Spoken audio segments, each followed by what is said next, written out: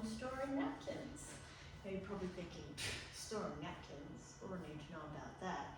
Well, it is important because we do have to store them hygienically, okay, to keep them free from food contaminants. Because we're going to use them like plates, essentially, and you don't want to eat off a dirty, contaminated plate, do you? No, not at all. So we're going to look into how to store them properly. All right, now just a few housekeeping rules here. We do have a stove over there. All right, we are in the kitchen, so in case of a fire, do not throw water on the stove. All right, it will get worse. It's the worst thing you can do in a food fire. We're going to be using this fire extinguisher in case of a fire. Okay, we're going to release the pin, hold the hose, press the handle, and aim at the fire in a sweeping motion. All right. Shouldn't have any problems tonight as we are only doing napkins, but I did want to get that out of the way. Okay, now let's talk a little bit about food contaminants. The things that are going to spoil our napkins. There's 3 types of food contaminants. We've got biological, physical, and chemical. Okay, when we think of physical things, there's a few different things like on our bodies that could be contaminants. Can you think of what they might be? Maybe like hair. Yeah, hair, definitely. Hair, fingernails, dust, even rodents or pets are also physical. So that's why we always keep our hair tied back, our hands washed before we start a job. Okay, good. Now, chemical contaminants. Things like this fly spray is a chemical contaminant. Right, we're having a picnic, you see your flies. Next thing, our food is actually covered in a chemical contaminant. You can't see that it's there, but it is there and it can make you sick. Even things like this hand washing soap, dishwashing liquid, if it's not rinsed properly, it could end up on our food later on. Now, examples of biological contaminants. Have you ever sneezed on your food before? There you go, there's a biological contaminant, and things like mold and bacteria as well. So, because we want to store our napkins free of contaminants, they're going to end up in these containers. We need to make sure that they're cleaned properly. Yep. Alright, so we're going to go through the 5 rules of cleaning dishes correctly. Okay, prep, fill, wash, rinse and dry. Prep, we're going to scrape off any food scraps. Okay. Our containers are nice and they don't have any food scraps in them right now. Alright, so we can skip that step today. But if there were food scraps on there, some dirty plates coming from a dinner party, we're going to scrape those scraps off. Next step, we're going to get some hot soapy water. Just want to step over to the sink for me here. Fill that up with some nice hot soapy water. We're really lucky tonight that we are in a proper kitchen, but sometimes with events catering, we don't have access to a lovely sink like this, so we might get a big plastic tub and use that instead. Fill that with some nice hot soapy water. Then when we use our dishwashing liquid, just make sure that you always read the back of the label. This is a household one, so it's pretty okay to use a little bit, but if you've got a concentrated industrial dishwashing liquid, definitely read the back of the label. You're only going to need a tiny little drop. It's much more concentrated than something like this. As far as water temps, as hot as your hands can handle it. I've got chef's hands, so my dishwashing water tends to be a little bit warmer than most, but as warm as you can get it is great. How's that feeling for you? Good? Do you do the dishes for mum at home? No? Well, you're going to be able to do them now, aren't you? Yep. Good. Alright, well that looks pretty good. So let's hit our next step, wash. Scrub them underwater. Take it away with our nice clean dishwashing cloth there. Sure you don't do dishes at home? No. Oh, you're doing a pretty good job.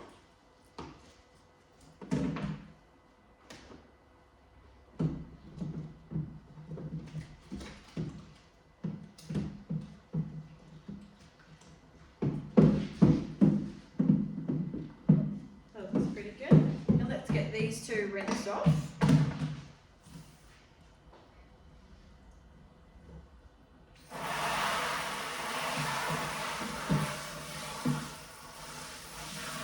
If you didn't have two sinks, you could wash all your dishes, put them in a pile here, then empty out your sink with the soapy water, so then you've got space to rinse them in again. Yeah. Like I said, we're lucky we've got two nice big beautiful sinks here.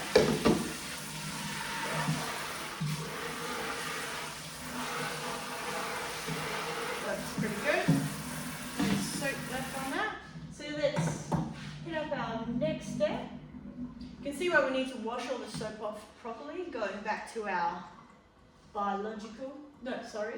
chemical contaminant. Okay, getting rid of our chemical contaminants there. And now we're going to dry it. So we've got a lovely clean tea towel here, if you want to dry them. Why do you think we would need a clean tea towel to make sure that it's clean? So no dirt comes off the tea towel into the curtain. Exactly, yeah. That's a physical contaminant. And if you're not sure if the tea towel's clean or not, just get another one. Best off to start with a tea towel that you know is clean, so you're not cross-contaminating that dish.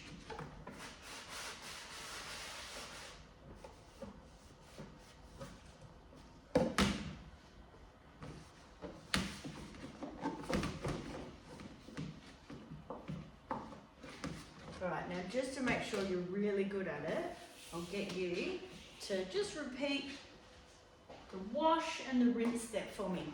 Yeah. And I'll help you out with the drying. How does that sound? Good. Good?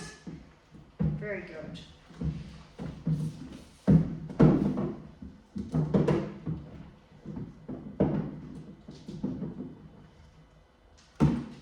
Might even help you out with the rinsing.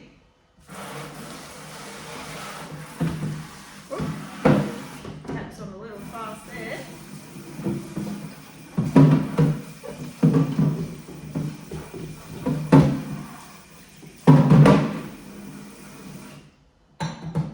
Yeah, you can rinse that one, and I'll dry this one. And no towel whipping in the kitchen either, thank you. That's terribly painful. I bet you've got some brothers and sisters that you do that with. Okay.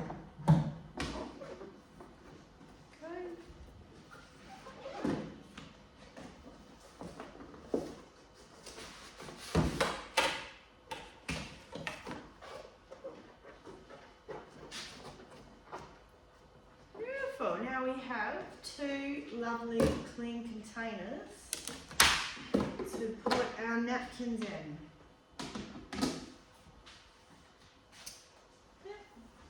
Our tea towels over here for now. Okay, so now we're going to get on to the glad wrap. Alright, it's fairly simple. Have you seen one of these glad wraps before? Yeah. Okay, you've got your cutting tool here.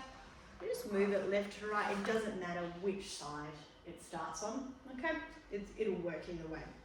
Alright, now I'm going to demonstrate how to wrap the napkins, and then I'll go through it a couple of times for you. So I'll just show you the first time, and then we'll go through it again further.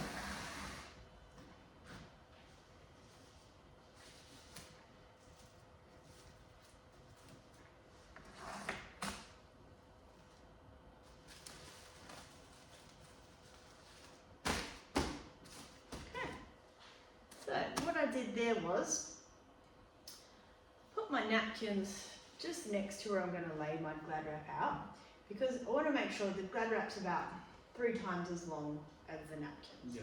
Okay, so let's pull the glad wrap out. Then we're going to use our cutting tool. Just cut our piece of glad wrap away from the box. Put your napkins in the centre.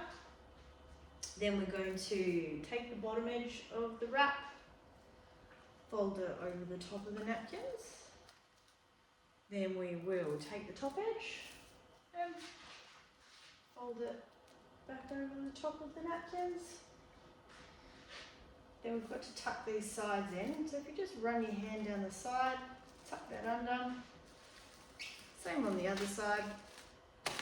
Now we've got a lovely, beautiful, neatly wrapped pile of napkins. So do you want to give that a go? Yeah. Okay, go. So, yeah, napkins on the bench, so you can measure up how long your glad wrap should be. Oh, sorry, there you go. And just cut the glad wrap using your cutting tool. Very good. So, put them in the centre.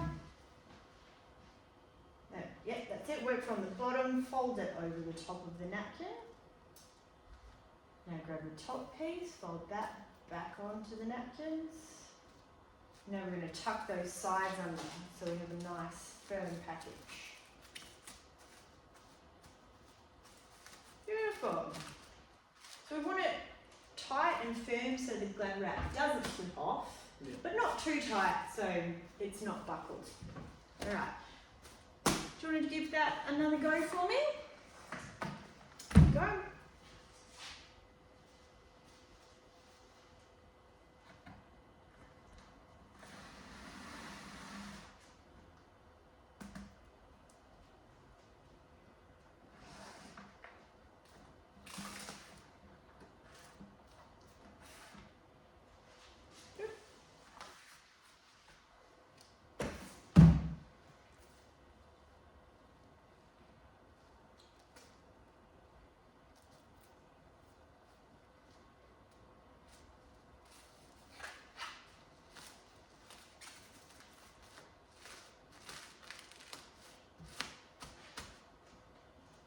Very good. Now we're going to pop these in one of our lovely, beautifully washed containers. And that's just going to be an extra layer of protection. Because you can imagine if there was a little mice sniffing around, this is great to protect from dust, from a fly spray or something, but if there happened to be a little rodent, I think he could get through the glad wrap. So we're going to pop it in a box as well.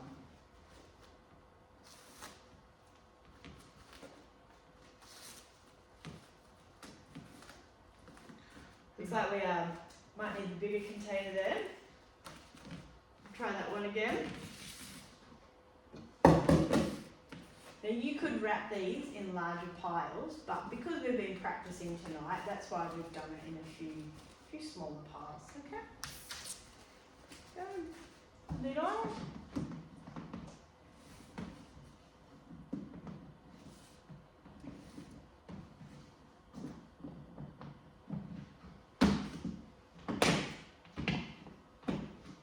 Beautiful. Beautifully stored, hygienically, contaminant-free napkins. Well done.